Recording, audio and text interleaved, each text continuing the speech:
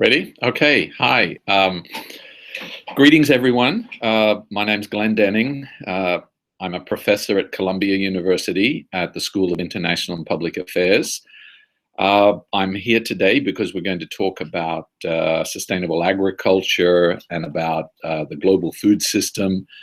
And this is something that is, very important to me. I've been working in this sector for too many years, actually. Probably, if I can just give you a little background to how I've come to this point. I have studied agriculture as an undergrad and a master's degree and then a PhD. But in terms of my work, I started out in rural development as an agronomist in the Philippines. I then worked for the International Rice Research Institute. So you might recall from Professor Sachs's MOOC, when he covered sustainable agriculture, he talked about IRRI, I-R-R-I, and the Green Revolution. Well, I spent 20 years, almost 20 years at that institution.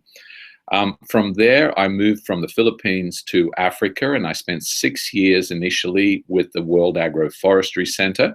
As it suggests, this is all about trees and incorporating trees into the landscape and developing sustainable systems, agricultural systems for African smallholder farmers. After that, I stayed in Nairobi, I stayed in Kenya, and I worked for the Earth Institute, which where Professor Sachs has been the director for the past 12 years or so.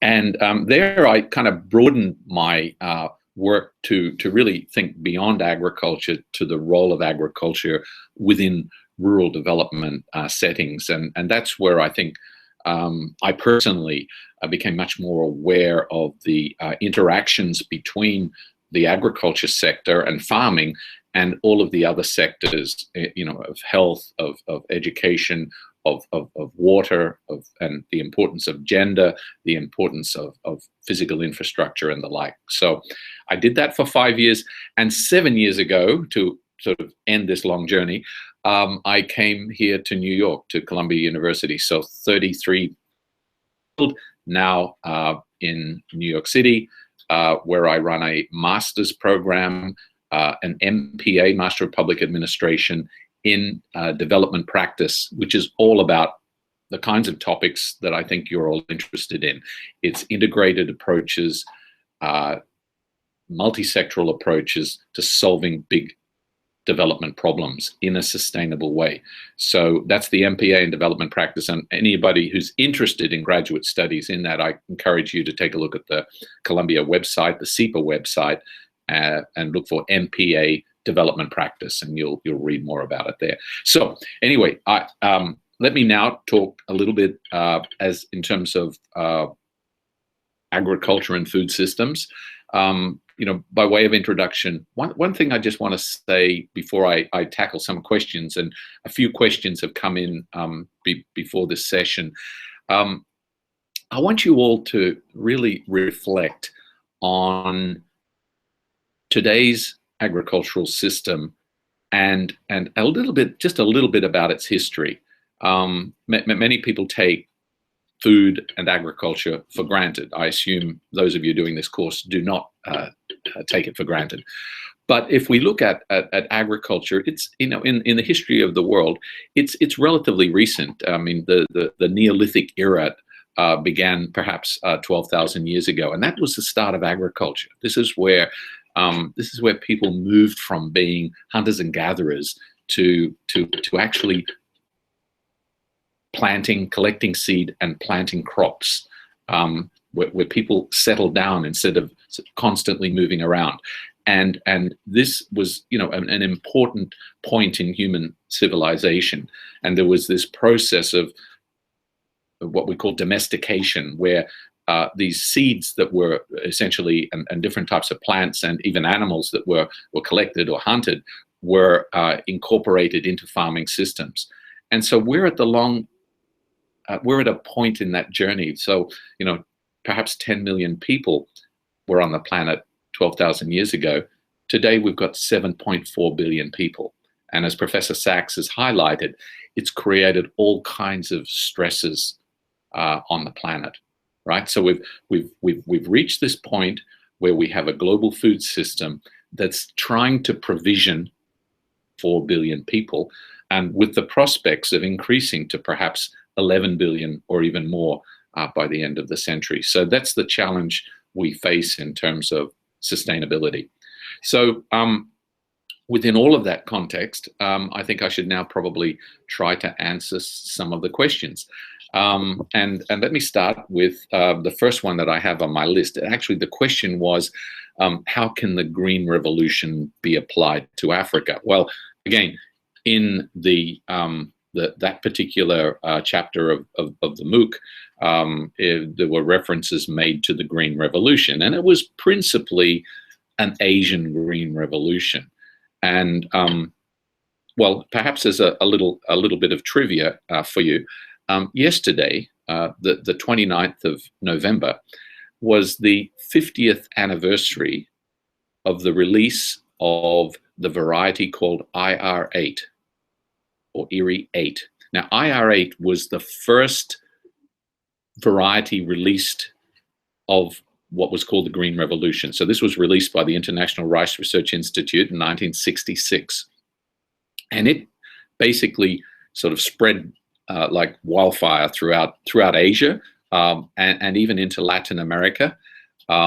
Yields were increased. This was a new variety that had high yielding potential, was responsive to good conditions of irrigation.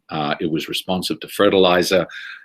It was relatively early maturing, so you could plant 2 crops per year where water was available. So this was the beginning of the Green Revolution. But it was principally the Green Revolution in Asia. And as I said, to some extent, it was also prompted a Green Revolution in Latin America for smallholders, at least. So, you know, the key impacts of that was that not only with rice, but also with wheat, cereal yields increased in Asia between 1970 and 1995. Cereal yields and cereal production actually doubled. At the same time, population increased by 60%. So you've got a doubling of production and you've got a 60% increase in population. The land area only expanded by 4%. So most of that increase in production came from existing land. So that's really one of the sort of key impacts. Now, the question that I have here is, how can the Green Revolution be applied to Africa? Well, I mean, that assumes, of course, the point is that the Green Revolution did not have much of an impact in Africa. And there were several reasons for that, and we don't really have time to go through all of it today. But one key difference, of course, one could look at is what I mentioned before. One of the successes of the Green Revolution in Asia was the ability of IR8 and subsequent varieties to grow well under irrigated conditions. Well, irrigation in Asia was already quite well developed back in the 60s and has continued to be an area of investment. And so depending on the countries, anywhere from 30, 40, 50% of the agricultural areas were irrigated. So if we compare that to Africa, only 4% of African agricultural land and cropping land, only 4% of that is irrigated. So 96% is rain-fed. So the kinds of conditions that made it possible for the Asian Green Revolution to move very quickly and successfully were really not present in Africa because of rain-fed agriculture. So the advances technologically could not be directly applied to Africa. A second point, and I mentioned that IR8 and other varieties, including the wheat varieties, were responsive to fertilizer. But Africa has a very low use of fertilizer, partly because of the risk involved. I mentioned it's rain-fed. Where you have a rain-fed environment, it's very risky to use fertilizer. It's also very costly. Why is it costly? Principally because of transportation systems. If you compare the physical infrastructure that existed in Asia in the 1960s with the physical infrastructure that existed in sub-Saharan Africa in the 1960s, or frankly, if you look at that as it exists even today, there's a very big difference. Asia is much more sort of extensively covered by road and rail and ports. Africa, it's not the case. If you look at where the roads and the rail principally go, they're often going to places where there's resource extraction. They're not necessarily going to points where agricultural production is being promoted. So just those two reasons, I think for starters, would explain why we haven't been so successful. And I guess a third reason I would just throw in there is that there's a great diversity of crops in Africa. And if you could look over my right-hand shoulder, you would actually see a map of the different agroecological zones of Africa. And so you have many different types of staple food, whereas in Asia, if you could tackle wheat and rice, you basically covered most of the population of Asia. But of course, sub-Saharan Africa, yes, there is maize, there is some rice, but there's also cassava, there's also yams, there's also teff, there's also sorghum, there's also millet. There are many different staple foods that have to be addressed. So there is potential now, after I think a lot of neglect in the past, there is now opportunities for a green revolution in Africa. There are many organizations working towards this. I would strongly encourage you to look at the work of an organization called AGRA, the African African Green Revolution, AGRA. I can't remember what the acronym stands for, actually. So the idea, Alliance for a Green Revolution in Africa, I think it is.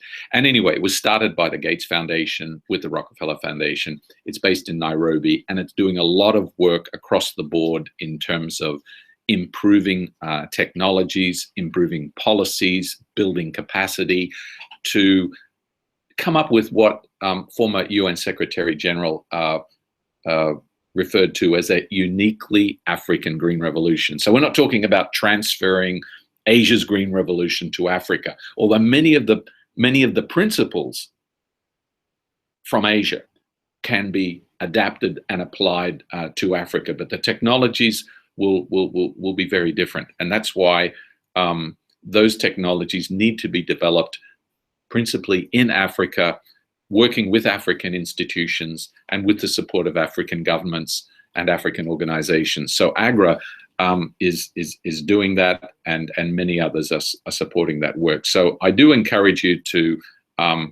take a look at the work that they're doing. There's still a lot more that can be done, but there are a number of success stories there. Countries like Ghana and Ethiopia and Rwanda, to some extent Malawi, they are moving forward. Good examples from Nigeria as well. But there's still a lot of work to be done, and there's still a lot of potential that needs to be fulfilled. So let me now perhaps look at some other questions that were raised, and I'll try to be a little bit briefer. But it's an important part of the story to understand the differences between different regions, and even within regions, the differences between countries, and even within countries, the differences in agroecological zones and potential that exists. So a question I got here was, with the rise of urbanization, what role will cities play in sustainable agriculture? That's an interesting one. Now, with the rise of urbanization, which really is happening everywhere, that's a natural part of what we refer to as structural transformation, which is ultimately, as you improve agriculture, as you improve agricultural productivity, it almost becomes, it's ironic that as you do that successfully, more people from rural areas will actually move into urban areas and be more engaged in manufacturing and in service industries. So the agriculture sector often develops through improved technologies, through mechanization, through consolidation of land, and that really frees up labor and provided there are opportunities in urban areas to absorb that labor, it is actually good for the overall economy. Now, I sense that what's behind that question really is, what do the cities do about agriculture? And are we talking about urban agriculture? How important is urban agriculture? Now, my position on this is that I think there are opportunities to promote urban agriculture for a number of reasons. But there are two very important considerations when you're doing urban agriculture. Number one is that, normally by definition, the cost of land and the cost of space in an urban setting is going to be much higher than it is in a rural setting. Okay, that's true in New York, that's true in Dar es Salaam, that's true in Rio de Janeiro. So that's one aspect of it. So higher cost of space. The second piece is that labor is going to be higher cost as well. So there's an opportunity cost in cities where somebody probably is more likely to be able to get a more remunerative income working in a factory or working in a service sector than doing farming in the city, right? So you've got higher wage rates, you've got higher cost of land. Now, the advantage, of course, is you're closer to your customers, you're closer to the consumers of the food. But that said, we have to take into account when we're assessing any kind of urban agriculture, whether it's rooftop farms, whether it's patches of land that are not being used for residential or other purposes that can be converted into farming, whether it's the peri-urban, immediately sort of peri-urban areas surrounding cities. We really just have to look at the economics. We have to look at the not just the profitability, but also the environmental side of that, because often the cost of water, the cost of energy, these factors have to be taken into account, as well as the land and the labor. And there is a consideration as well. Many of our cities are not the cleanest places to produce food. So I, for example, would be very reluctant to use vegetables that are produced in the open air in a busy urban setting, because of the likelihood of various kinds of toxins from the air, from air pollution, from vehicle emissions and the like, and the possibility that the land itself may not be the purest. Then there would be some concerns about the health of and the quality of that food. So I just like that we shouldn't probably exaggerate the potential of urban farming and urban agriculture. I think each case should be examined on its merits, including, people have talked about vertical farming, greenhouses as well. Let's in each case, let's look at the real costs, the real benefits, and for the most part, I think there probably are niche opportunities there, but in general, I would say that urban agriculture will play a relatively small role in terms of feeding a city, and in terms of feeding a country, and in terms of contributing to global food security. So I can move to another question. Let me see. Okay, well, there's a question here about how climate change will impact global food security. I would say my best advice there is you go back and look at Professor Sachs's MOOC again, because he did it so well. I'm not sure I could do it any better than he did. But so I mean, he's gone right into the numbers and the details, because it's a two-way street. Agriculture is central to the whole climate discussion, right? Agriculture is absolutely critical. On the one hand, it's an important contributor to climate change. It's an important contributor to greenhouse gas emissions. The numbers, the estimates vary, but somewhere between 25% right up to about a third of greenhouse gases excuse me, can be attributed to agriculture, both directly and indirectly. So much of this comes from farming itself. Rice production is notoriously contributing methane, particularly to the environment. Cattle are very important methane producers, but also land use change, clearing of forests results as well in greenhouse gas emissions, carbon dioxide in particular, as a result of burning and changing the land use patterns. So it's a big contributor. So part of the solution in reducing greenhouse gas emissions and mitigating climate change has to involve agriculture. Now, on the other side of the coin is that agriculture is going to be suffering from changes in climate. So if the climate changes, agriculture has to change too, right? And climate is changing, much quicker than we thought. And the impacts on agriculture are in terms of temperatures, higher temperatures. It impacts weather, so therefore it impacts water availability. There are droughts, and there are increased floods and more frequent catastrophic events, hurricanes and the like.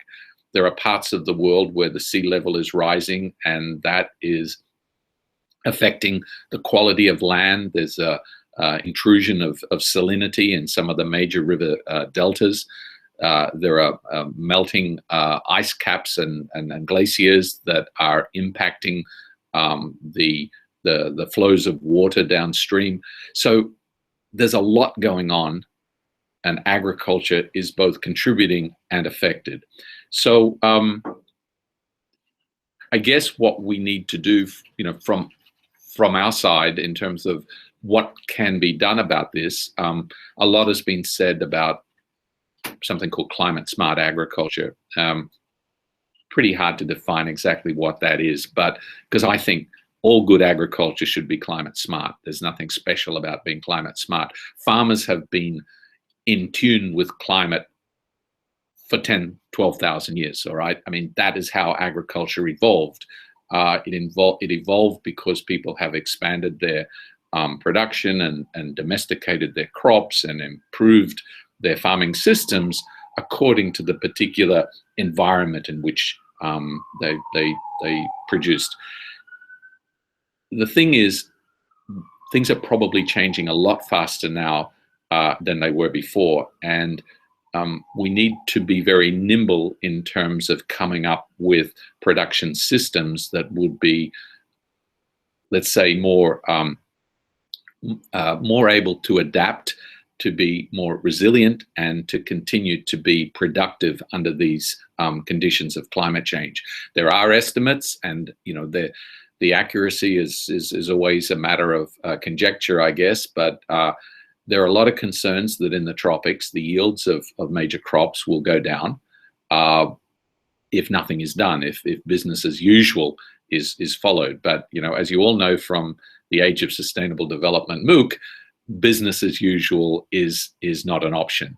It's not an option if we want to not only maintain the contributions of today's food system, but if we want to improve the food system, we absolutely should, right? Because yes, we have 7.4 billion people that we're somehow provisioning, but we're not provisioning them all equally well. We still have 795 million people going hungry. We have 159 million children under the age of 5 who are stunted. Okay, we have the other issue of micronutrient deficiencies affecting 2 billion people, and then we have the whole overweight obesity challenge. 1.9 billion people overweight, and 600 million of those being obese. So the food system is not in good shape at the moment, but just to maintain that will be a challenge if we don't address climate change. But of course, we want to do a lot better. And if you look at SDG 2, very ambitious goals there. We want to end hunger. Okay, we want to improve food security and improve nutrition. We want to promote sustainable agriculture, and look at the targets there. They're fairly specific about what we need to do. So all of this within a setting of climate change. So much to be done there. I do urge you to go back and take another look at the particular chapter in the MOOC on that. It's very good. So let me see if we've got any more questions. We've got one here that's just come in live from Kaundinya Sharma. How long can we sustain single crop systems while multi-crop farming and permaculture and other systems also help maintain biodiversity? So the whole idea of single crop systems,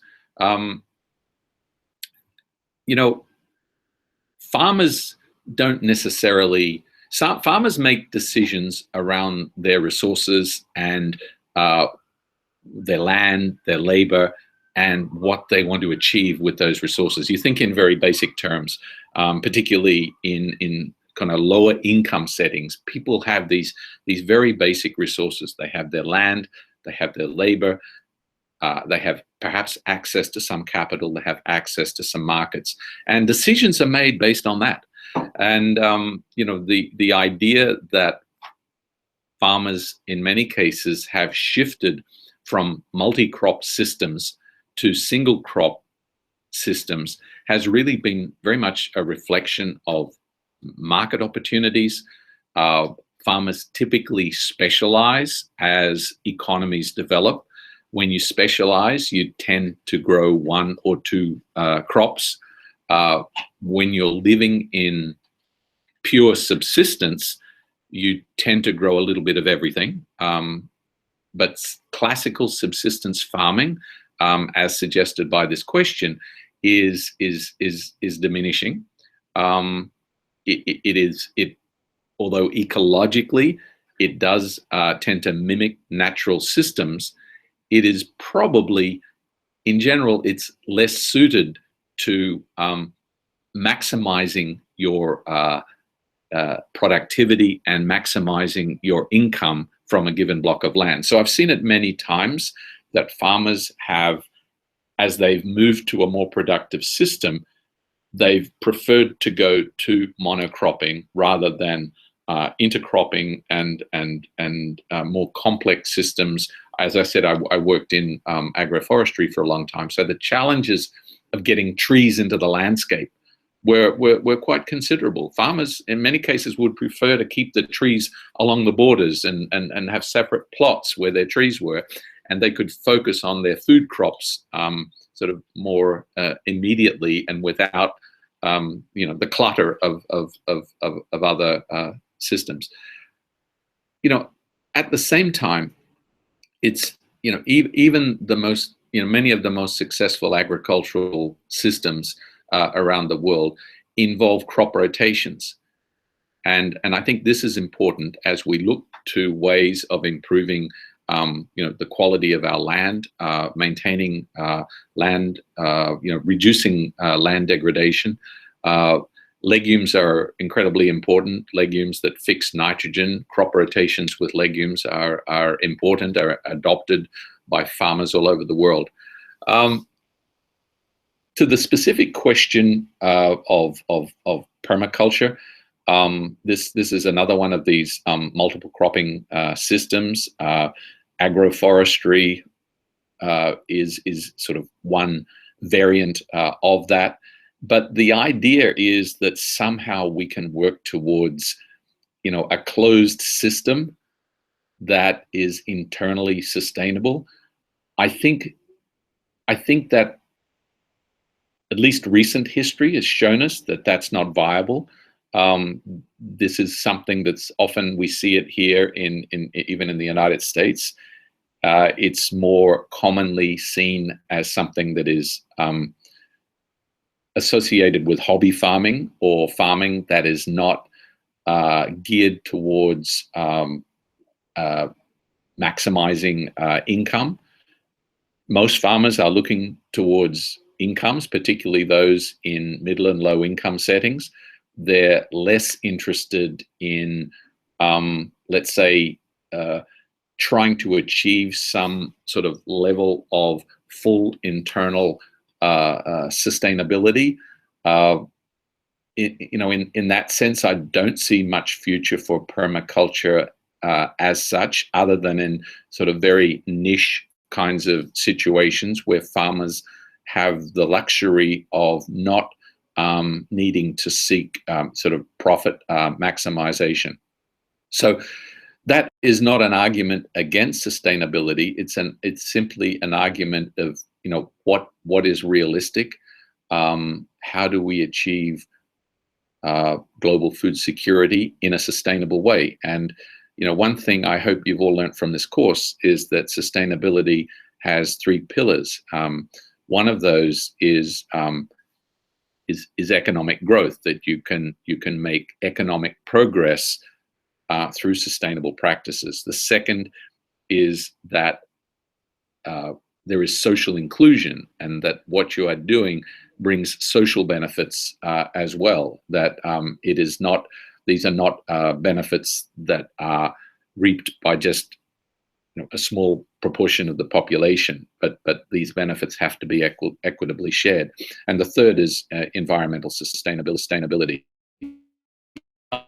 While some of these alternative technologies may be considered environmentally sustainable, they may not necessarily be of being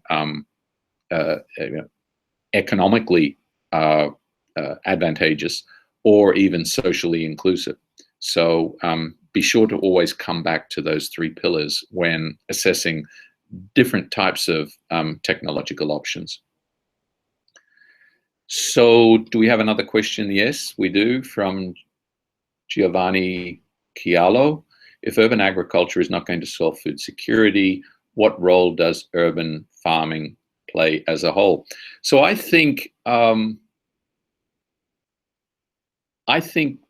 that realistically, probably two important contributions of urban farming.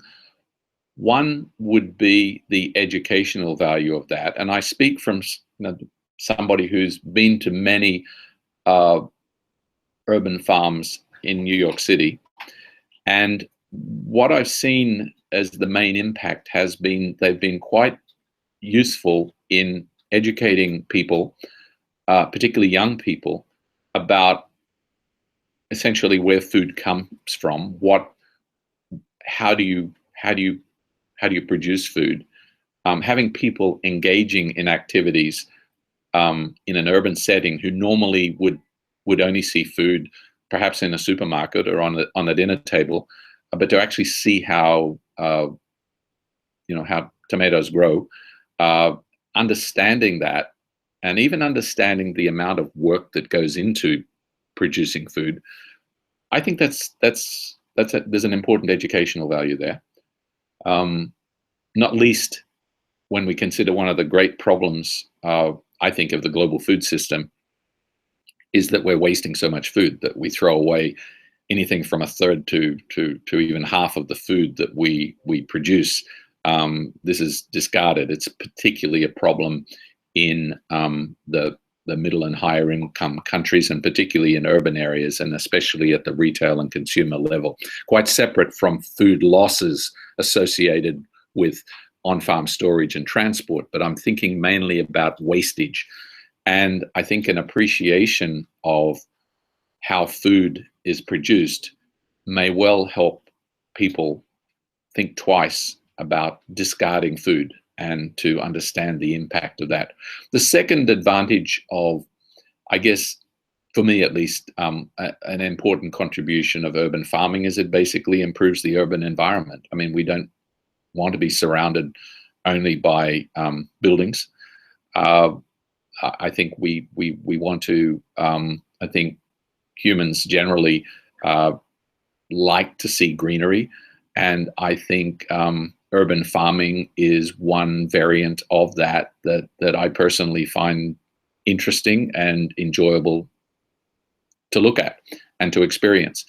And so I think, again, I'm sure not everybody will agree with me on that. And again, I'm not saying urban agriculture is a complete and utter waste of time. I'm just trying to put it into context I don't believe urban farming will be a major contributor to urban food security. In normal settings of being where there is agricultural land, or where we do have access to farming, I think we should grow food where it grows best, and that's usually not on a rooftop. Okay, oh my goodness, we've got quite a few in here. Let me stream down.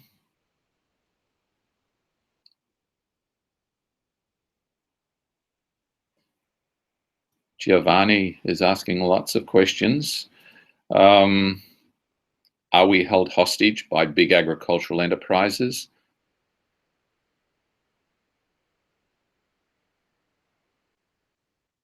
Yeah, Victory Gardens of World War II.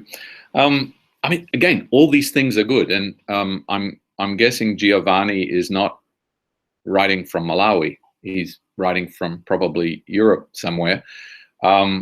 And I think taking a European perspective, it's understandable that that we can try a lot of these ideas. It's understandable that it's possible to reject the role of multinational food companies, agricultural corporations. It's understandable to set aside land to promote biodiversity, to return to forestry, and so on. Completely understandable. Europe has, and Europeans have, the wealth to be able to make those decisions. And they are making those decisions. Where I have a problem is where those ideas are being projected as relevant to other parts of the world, beyond the boundaries of Europe to, say, sub-Saharan Africa. And this takes me really to the sort of fairly thorny issue of GMOs. And I think it's probably a good time to make some mention of this. Europe has been a huge, in general, Europe has been opposed to the use of GMOs, the growing of GMOs, and the consumption of GMO sourced food, which again is understandable, and it is not really, I would say, not really my concern. In the same way that wealthy households in New York City they're welcome to go and to the organic markets and to the high-end supermarkets and buy food that is certified organic and may cost 20, 30, 40, 100% more than regular uncertified food. I have no problem with that. Where I have a problem is if we start to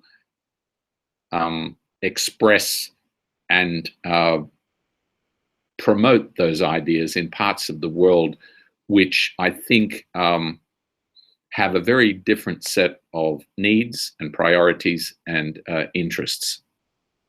In fact, I do find it sometimes a kind of a cultural imperialism that, the kind of rhetoric that I hear, from not just from governments, but also from NGOs. And I did actually, without naming the country, I did recently speak to a minister of agriculture from a European country. And I asked him, why are GMOs, why is there such an aversion to the government are actually preventing production of GMOs and consumption of GMOs, basically, within your boundaries? Now it's been devolved down to the country level. And I said, the science is very clear. There are no significant health or environmental risks associated with GMOs. In fact, it could even be to the contrary, particularly on the environmental side, that GMOs can actually bring large benefits in terms of land saving, in terms of soil conservation, in terms of reduced pesticide use, and so on. So why is it under those circumstances you would prevent farmers from using GMOs? His answer was very clear. It was purely to protect the reputation of the country's agriculture with respect to consumer demand. He was saying consumers recognize, see our food as somehow safer, cleaner, purer, and the term genetic modification brings in a very different concept. So it was all about perception. It wasn't about science. It wasn't about the facts. So I said, well, okay, I understand that now, and that's fine. But please don't go to Tanzania or to Ghana or to some other part of the world and say, you guys should not be growing GMOs because we don't know what the risks are. Implying, of course, there are very significant risks, which, as I'm saying, any of you who care to do any serious research on this will find that that's not the case. Okay? Of course, all agriculture, all interventions come with some sort of risks, but the risks associated with genetically modified crops are certainly no greater than other forms of agriculture. And anybody out there listening or listening in the future who can prove that, kindly look me up, find my email address, and send me the evidence. I don't want one-off studies that show this or that. I want a body of evidence that proves convincingly that the risks associated, the health or environmental risks associated with genetic modification outweigh the benefits. Okay? And I'm particularly, I really do think we need to get away from the issue. As I said, I really don't care about what European consumers think. If they want to go, if they want to eat organic strawberries or anything else, that's absolutely fine. I also don't mind if American farmers use, as they do, use genetically modified corn and genetically modified soy and the like, because they find it more profitable and because it actually improves their land management. It reduces erosion. It reduces the amount of energy that goes into the crops because of it allows for zero tillage. It reduces pesticide use. Whatever reason, it's fine with me. Where I have a problem is where we have, for example, if we had a woman small-scale farmer in Tanzania who grows a crop called cassava, and that cassava is attacked by a virus which has the potential to wipe out that crop, and in fact is wiping out that crop, a mosaic virus, okay? That cassava crop is the food security, the livelihood, and the future of that woman farmer who's probably sitting on an acre or two of land, a hectare of land. There is no known resistance within existing cassava germplasm to that virus. So if I go and say, look, we've been working on a project that enables resistance to that virus to be incorporated into the genes, into the genome, to genetically engineer a cassava variety to be resistant to that virus. Is it morally acceptable for us to go to that farmer and say, it's a little bit risky. We don't know what the risks are. It might not be good for your health. It might not be good for the environment.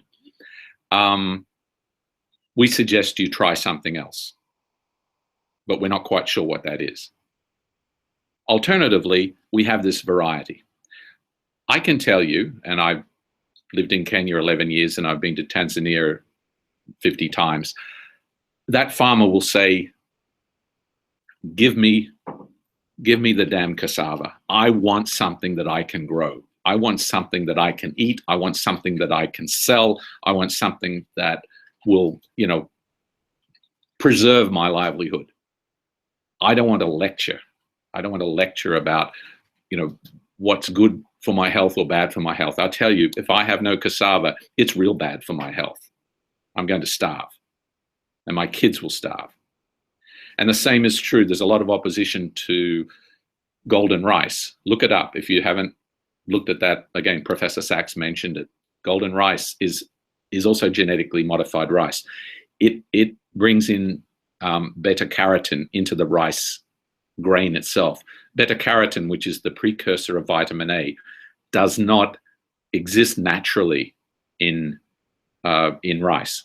It does exist in rice, but not in the grain, not inside the grain itself. So a lot of work by researchers at the International Rice Research Institute and the private sector and the big business private sector, basically, their science, their capability made a lot of this possible, has led to the development of a variety of rice, not yet released, lots of controls being placed on it, often with the support of European NGOs and others to prevent the release of these varieties.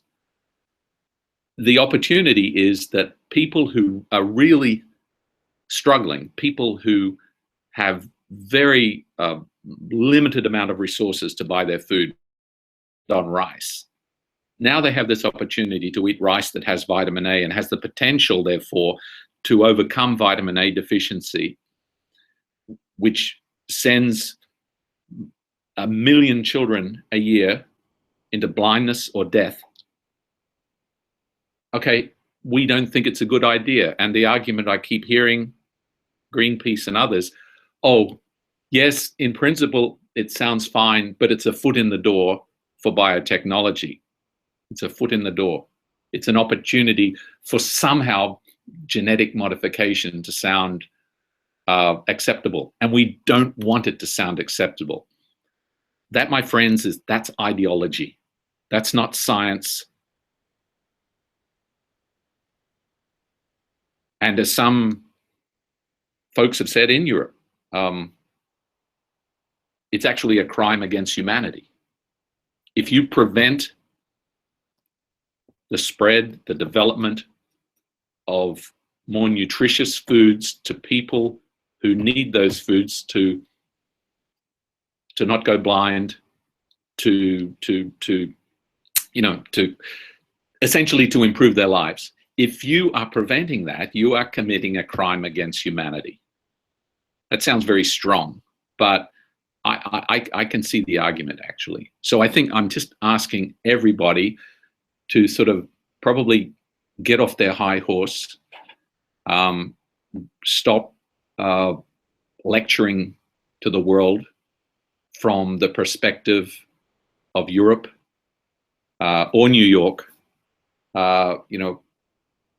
We need to be able to provide people with opportunities to improve their lives. We need a global food system that is more equitable, that is more profitable, that is more sustainable. I think it's entirely possible we can overcome a lot of these problems of hunger, malnutrition, even overweight and obesity, but it can't be done.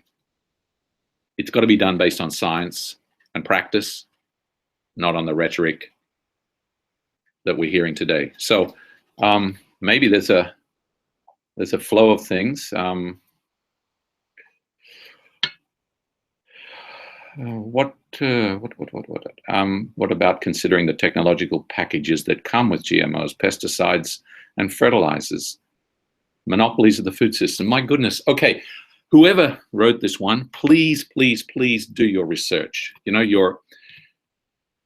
The whole point of a lot of the spread of the GMOs is to reduce pesticides. GM cotton, for example.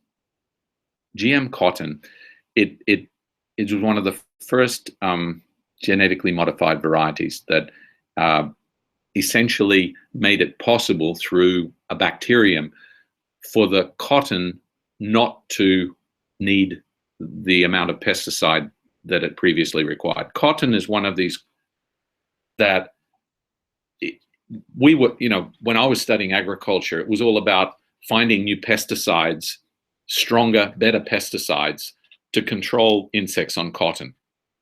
And farmers were spraying 20 times or more during the crop season.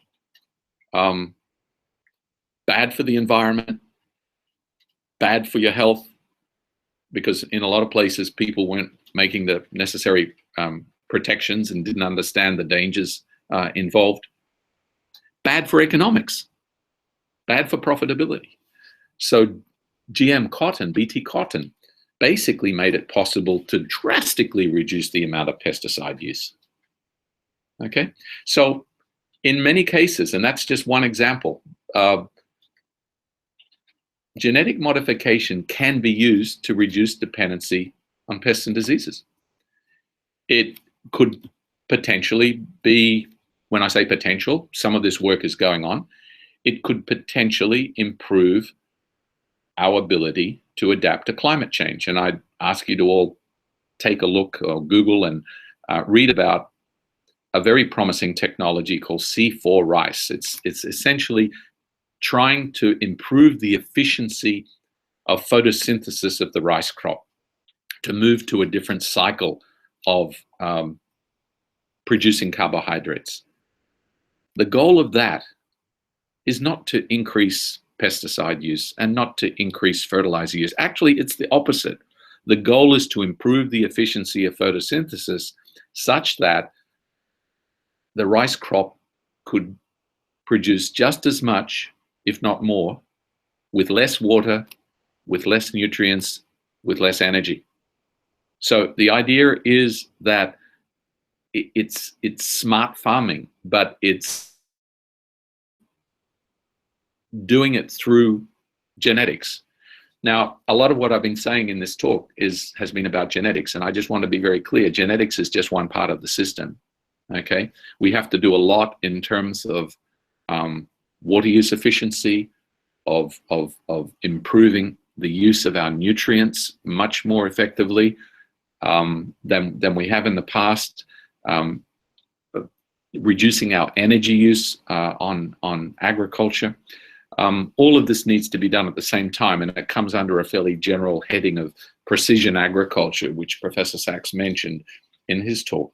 But I really encourage you all to read more about that, and please don't get carried away with the idea that GMOs are always associated with higher levels of input use. There are many cases, and I would say the majority of cases, it's associated with either lower use of those chemicals and potentially even lower use of fertilizers if done properly. And in some cases still involving pesticides, but maybe less damaging and less toxic pesticides as far as the environment and human health are concerned.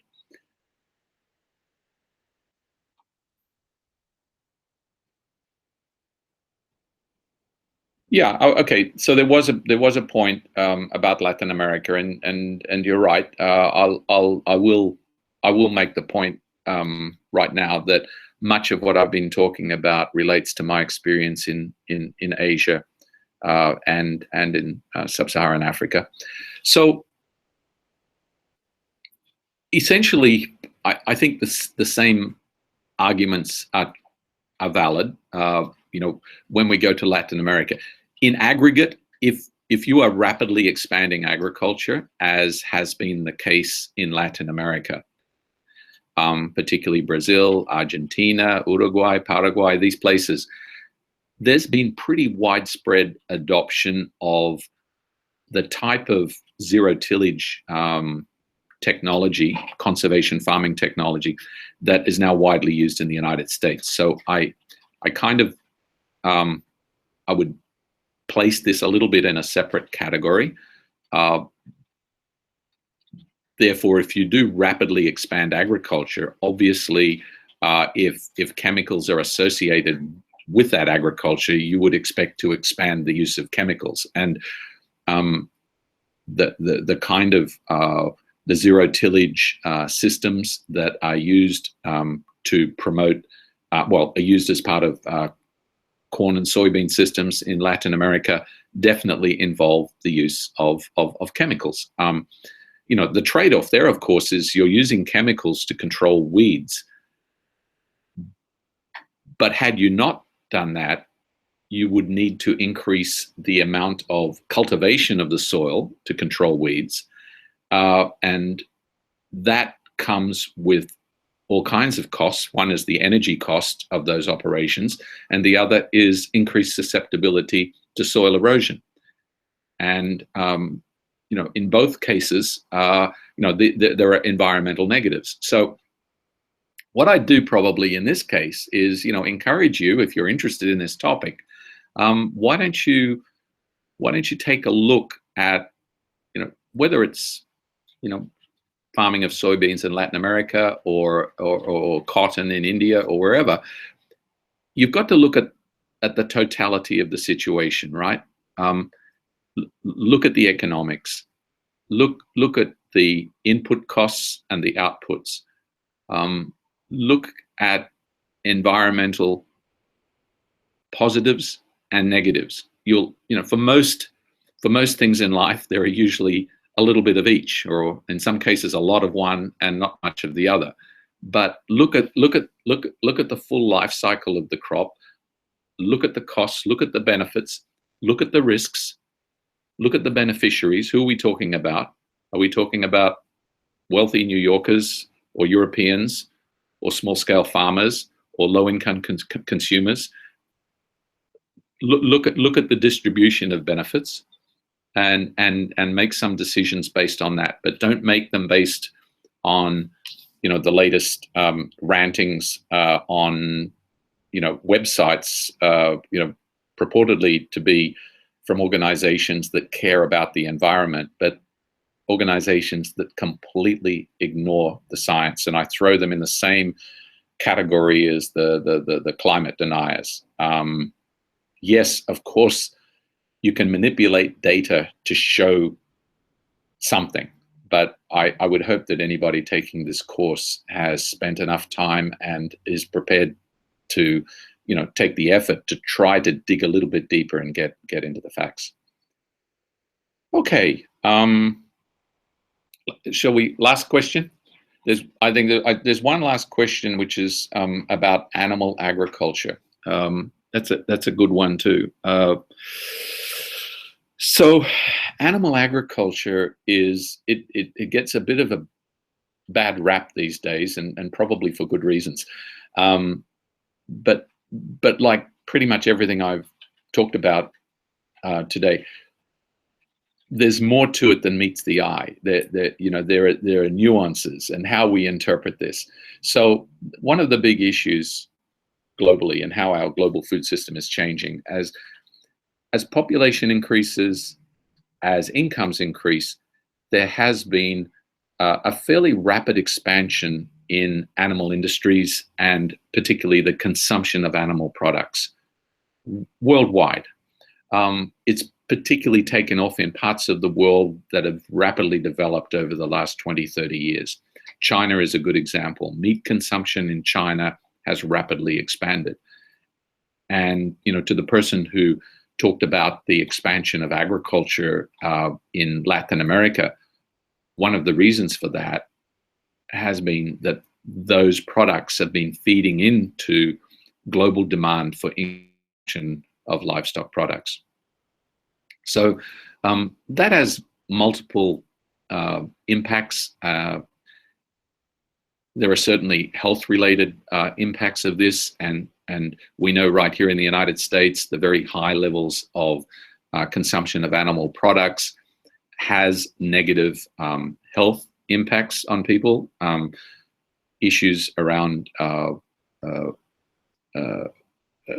non-communicable diseases, heart disease, diabetes, related to these changing diets, would suggest that we would do very well in our part of the world, in the United States, in Europe, to reduce animal product consumption very substantially, purely from a health standpoint. I don't think that should necessarily apply to some parts of the world where consumers are still undernourished and still need to improve their micronutrient and protein intake. Animal products can be an important part of that. It really depends then, can that be done in a sustainable way?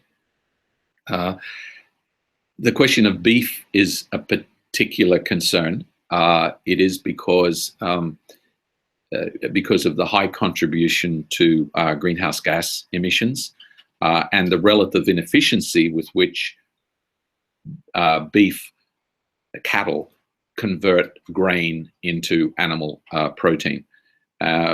So we need to, I think, we need to sort of curb our consumption patterns in some parts of the world. We unfortunately are still not taking into account sufficiently the impacts, and in many ways we don't yet understand the full impacts that our changing consumption patterns are having on human health as well as on the environment. But certainly there's a lot of room for reconsideration of the current practices and patterns of animal production. I'm not even getting into animal welfare issues, but they're important as well. But we need to come up with better systems that are much more efficient in terms of how we produce our animal protein and other animal nutrients in terms of water use, energy use, nutrient use. And we have to be much more conscious of the impact that this is having on our health and on the environment. It's very complicated. In this case, there really aren't simple technological solutions. It involves, it often involves the role of governments and policies. It involves behavioral change, and it's important that we also look into the context. So again, there is no blanket one-size-fits-all solution here. But I encourage you all to look at your particular circumstances and see, what is the role of animal agriculture and what is the role of animal products, and are we doing the right thing in terms of our health and the environment. So I think we've really gone over our time. I probably would suggest we close here. We've only touched the surface. I haven't answered half of the questions that have come along. I've probably spent a little too much time on some topics, but still, I hope I've given you some room for thought, and that presumably online and in other fora you can continue this discussion. So thanks very much, and we will close here.